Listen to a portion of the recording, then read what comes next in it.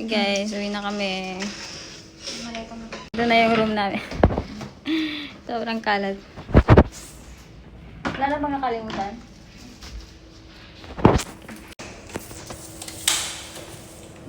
Time check, this is around 9 AM mga day, and kailangan namin umalis talaga ng maaga kasi yung flight namin is 12 PM. So, pero bago yan, kailangan muna namin mag-check out and tapos bumili ng pagkain after kasi malay mo magutom kami dun sa airport at ayaw namin bumili dun sa airport kasi ang mahal ng pagkain nila doon, triple. So, this is us mga day, sobrang haggard at medyo pagod pa rin kami dyan. Hindi na kami nag-ayos actually, bahala na kung anong damit namin pa uwi, it doesn't matter. What matters is papunta talaga. So, pagbalik na kahit haggard anong itsura mo, okay lang.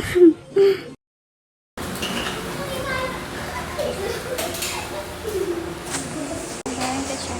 this is our place.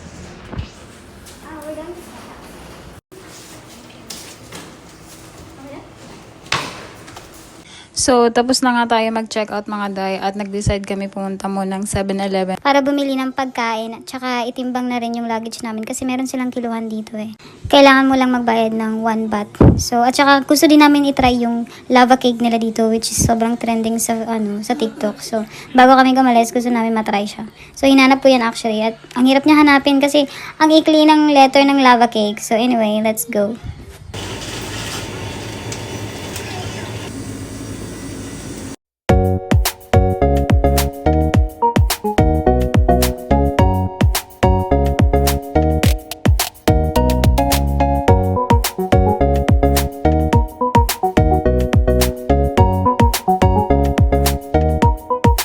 Pangkain lang mamaya.